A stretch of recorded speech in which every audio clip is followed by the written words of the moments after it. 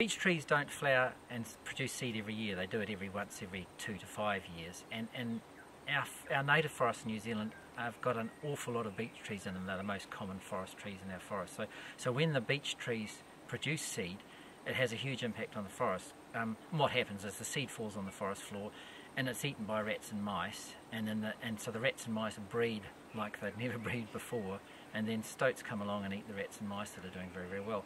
So every time there's a beech mast, you get a plague of rats and mice and stoats, and that's why beech masts are bad for our forest birds. If we don't do anything about the predator plagues that come along after the beech masts, lots of our native species will just decline more quickly than they would have otherwise. So we've got a huge range of native forest birds that are declining. The declines aren't even, they go in steps. And the steps, the big crashes occur when there's a beech mast.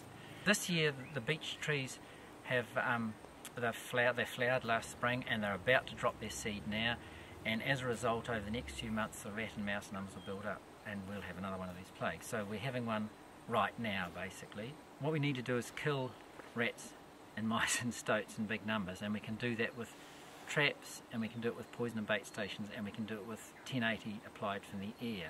We do use traps and other techniques, and they work well in places where it's cost effective to do it. If you've got lots of people around who can run them, they work really, really well. But when you get into places in the middle of Kahurangi and Fiordland National Parks, you can't use traps.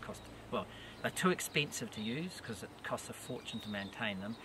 But also the country's rugged and dangerous. You actually can't get enough people in there safely to do this work. We know that the Battle for Our Birds in 2014 worked because we monitored rats, mice and stoats after the